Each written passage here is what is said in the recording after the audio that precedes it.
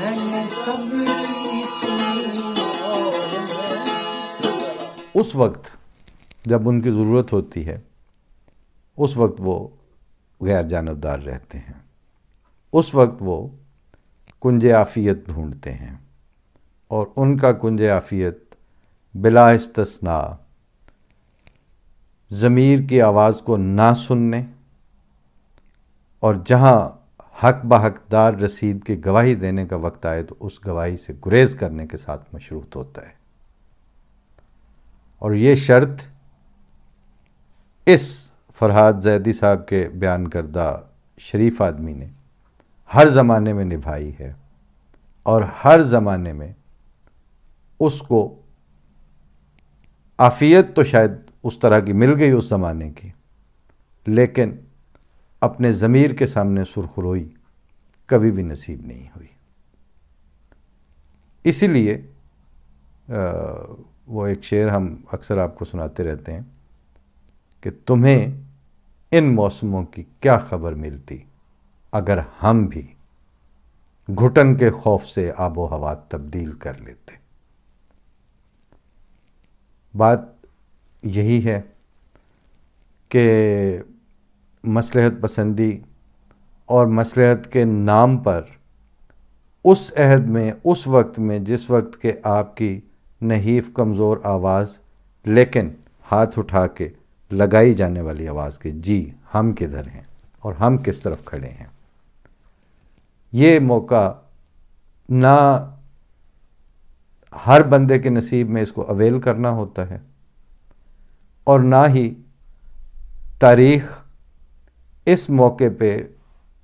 صرف نظر کر کے پہلو تہی کر کے گزر جانے والوں کو کبھی معاف کرتی ہے۔ ہم اس زمانے میں تقریباً اس طرح کی کیفیت سے گزر رہے ہیں۔ وہاں سوات میں ایک دفعہ ملالہ کو گولی لگنے سے پہلے کی بات ہے، اور ابھی جسٹ وہ خوشحال کالج اور ان کا وہ سارا سیٹ اپ ٹھیک تھا، تو انہوں نے وہاں ایک ضیاء الدین صاحب کے اس کالج کے وساطت سے سوات پریس کلب کے ساتھ مل کر ایک فیض احمد فیاض پہ ان کا دن منانے کی نشست رکھی ہوئی تھی۔ تو اسلام آباد سے ریڈیو پاکستان کی طرف سے مجھے بھی انہوں نے انوائٹ کیا ہوا تھا، میں بھی جا رہا تھا۔ رستے میں میں نے شعیب محمد علی صاحب کو فون کیا کہ مجھے پتہ چلا ہے کہ وہاں فلاں پروفیسر ڈاکٹر ریاض مجید جو ہیں وہ مہمان خصوصی ہیں، اور پشاور ہائی کورٹ کے چیف جسٹس جو ہیں وہ ان کی صدارت ہے۔ تو جوئی صاحب سے جس طرح ایک بات کر لینے والی کیفیت نصیب تھی، تو میں نے کہا میں تو کانفیڈنس لوز کر رہا ہوں جوئی صاحب۔ جوئی صاحب کو میں نے زندگی میں بہت کم موقعوں پہ، شعیب محمد علی صاحب کی بات کر رہا ہوں،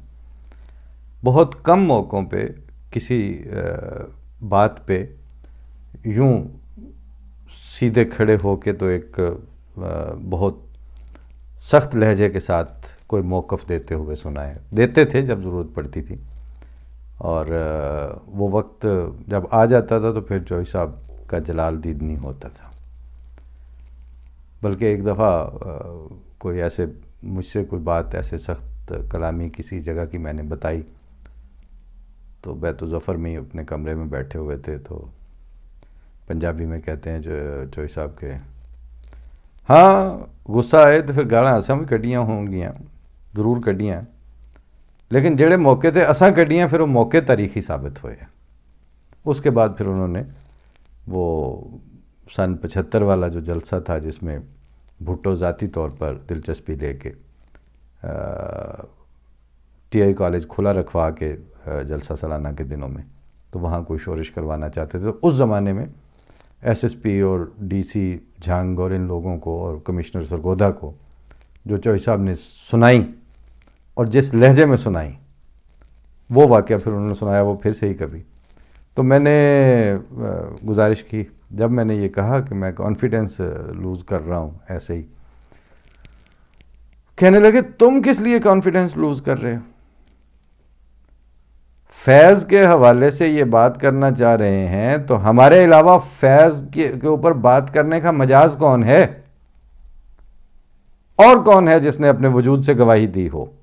کہ کہاں سٹینڈ لینا ہے اور کہاں جا اسٹریٹ فارورڈ بات کر کے کہنا ہے کہ جی ہم یہ ہیں؟ یہ لوگ تو اس کے مصرے دہرا رہے ہیں، ہم فیض کی مصرے جی رہے ہیں اور ہم اپنی ذات سے گواہی دے رہے ہیں کہ شہر جانا میں اب باصفا کون ہے، دست قاتل کے شایاں رہا کون ہے،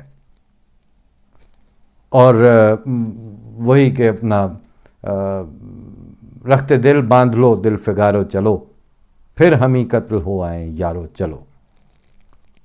تو چوئی صاحب نے کہا کہ تم کس طرح ان کی مجلس میں کانفیڈنس لوز کرو گے؟ آپ ہی نے تو گواہی دینی ہے، آپ ہی تو فیض کے مصرے جی رہے ہیں، آپ ہی تو بتا رہے ہیں کہ فیض نے جو بات کی تھی اس کو لیو اس طرح کیا جاتا ہے، اس طرح سٹینڈ لیے جاتے، اس طرح بات کی جاتی ہے۔ بہرحال میں یہ نظم پڑھتے ہوئے یہ سوچ رہا تھا کہ ایک پروگرام میں نے گزارش کی تھی کہ زندگی میں جب سے پاکستان میں یہ تماشے لگے ہیں اور خود کش حملہ آور اور پتہ نہیں کون کون سی انتہا پسند قوتوں کے سپرد وہاں کا انتظام و انصرام اور وہاں کا امن امان سپرد کر دیا گیا ہے، اس سارے ان دہائیوں میں اگر کوئی خودکش مارا ہے تو احمدیوں نے مارا ہے، یعنی جس کو زندہ پکڑ لی ہے دو کو۔ اسی طرح جس ملائیت کو للکار کے کہنا کہ آپ جھوٹ بول رہے ہو اور آپ غلط ہو اور آپ کا موقف ٹھیک نہیں ہے اور آپ بے ایمان ہو اور بددیانت ہو، بغیر لگی لپٹی کے کہنا کہ نہیں آپ کا موقف غلط ہے اور آپ جھوٹ بول رہے ہو، یہ کام پچھلی 2 دہائیاں 3 دہائیاں آپ بھٹو آنورڈ دیکھ لیجئے، جس دن سب سے ہر دل عزیز جمہوری لیڈر نے گھٹنے ٹیک کے ملائیت کے سامنے تو وہ کافر قرار دینے والی ترمیم کی، اس دن سے لے کے آج تک کسی چیف آف آرمی سٹاف، کسی چیف جسٹس آف پاکستان، کسی ہائی کورٹ کے جسٹس کو اور کسی بیوروکریسی کے سینئر ترین چیف سیکرٹری کو اور کسی وزیر اعظم اور کسی وزیر اعلیٰ کو ان کی ساری بددیانتیوں کو دیکھتے ہوئے ان کی آنکھوں میں آنکھیں ڈال کر یہ کہنے کی جرت نصیب نہیں ہوئی کہ آپ غلط ہو، آپ بددیانت ہو اور آپ بد کردار ہو۔ یہ جانتے ہیں اور اپنی ذاتی مجلسوں میں سب کہتے ہیں۔ ایک وہ کمزور طبقہ جن کو یہ حقوق دینے کی باتیں ہر روز وہ چوسنی لے کے ہمارے ارد گرد گھوم رہے ہوتے ہیں کہ آئیں اپنے آپ کو غیر مسلم تسلیم کریں، اس کے بعد سارے آئینی حقوق ہم آپ کو دیتے ہیں۔ آپ اپنی آئینی پوسٹنگز کے ساتھ جو ذمہ داریاں وابستہ ہیں وہ اس ملائیت کے افریت اور درندے کی خوف کی وجہ سے وہ ذمہ داریاں ادا نہیں کر سکے، ہمیں آپ نے کون سے حقوق دینے تھے؟ آپ یہی فرحاد زیدی والے شریف آدمی ہیں۔ آپ 50 سال بعد بولیں گے، آپ میں سے کوئی 100 سال بعد بولے گا، آپ میں سے کوئی 3 دہائیاں کے بعد داد دیں گے، اور اس وقت آپ کلمے اور قصیدے پڑھیں گے۔ جب موقع ہے اس وقت تک پورے وہاں اپنے خطے میں تنے تنہا ہم کھڑے ہیں اور ہم انشاءاللہ کھڑے رہیں گے۔ فی امان اللہ، السلام علیکم۔